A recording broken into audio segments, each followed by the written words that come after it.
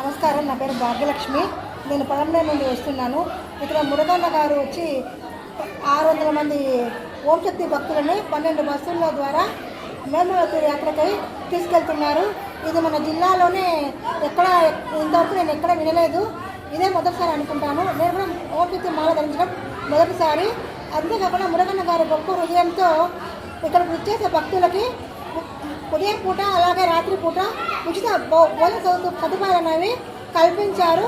అంతేకాకుండా మొన్న అన్నగారు యాత్ర తీసుకెళ్లే భక్తులందరికీ కూడా ఎప్పుడు అందుబాటులో ఉంటానని, వాళ్ళకి కావాల్సిన మెడిసిన్స్ అన్నీ అందుబాటులో తెస్తానని చాలా గొప్పగా చెప్పారు. నిజంగా ఆయన చాలా గొప్ప హృదయము, అది చాలా గొప్ప విషయము. ఆ అన్న యొక్క గొప్ప హృదయానికి అమ్మవారి దీవెనలు ఎప్పుడూ అండగా ఉండాలని మేము కోరుకుంటున్నాము. నిజంగా ధన్యవాదాలు అన్న. థ్యాంక్ యూ అన్న.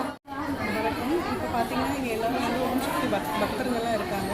இங்கே முருகன் அண்ணா அவங்க பார்த்தீங்கன்னா அதாவது எங்கேயும் இங்கே தமிழ்நாட்டிலையும் சரி, இங்கே நான் இருக்கிற பழனியில் சரி, இதுதான் முறை. அதாவது 12 பஸ்ஸு 600 பேர் வந்து ஒரே முறை கூட்டிகிட்டு போகிறாரு. அதுவும் ஃப்ரீயாக. இங்கே கோவிலில் பார்த்தீங்கன்னா வந்து காலையில் சாயங்காலம் அன்னதானம் பண்ணுறாங்க. அதே மாதிரி இதுதான் ஃபஸ்ட்டு டைம் இங்கேருந்து இவ்வளோ பக்தர்கள் போகிறத நான் பார்க்குறேன். முருகன் அண்ணாக்கு நன்றி, இவங்க பெரிய கூட்டிகிட்டு போகிறது நான்.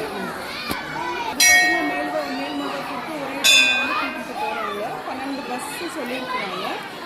அதாவது 4 நாள் டூர் கூட இருக்குது. அது ஃப்ரீயாக போகுது. இங்கே வந்து கண்டினியூ இதுதான் முறை 600 பேரையும் வந்து இதில் ஃப்ரீயாக கூட்டிகிட்டு போகிறது.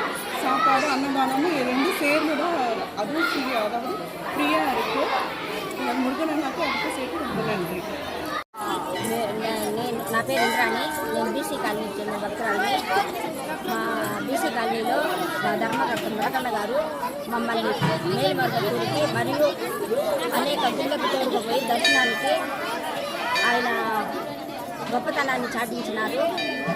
ఆయన ఇలాగే ఎల్లకాలము 12 బస్సులు కాకుండా వచ్చే సంవత్సరం 24 బస్సులతో వర్ధిల్లాలని కారణి జనుడై మా బీసీ కాలనీకి వచ్చినాడని, ఆయన ముందు వలన మా బీసీ కాలనీ ఎంతో పుణ్యం చేసుకుంటుందని కోరుకుంటున్నాను. మనము తీర్థయాత్రలకు పోయి మన కుటుంబం గురించి కాకుండా ఆయన గురించి భగవంతుని ప్రార్థించాలని కోరుకుంటున్నాము. మనం బాగుంటే మన కుటుంబం మాత్రం బాగుంటుంది, ఆయన బాగుంటే ఊరే బాగుంటుందని మనస్ఫూర్తిగా కోరుకుంటున్నాను. అంతే. నమస్కారం.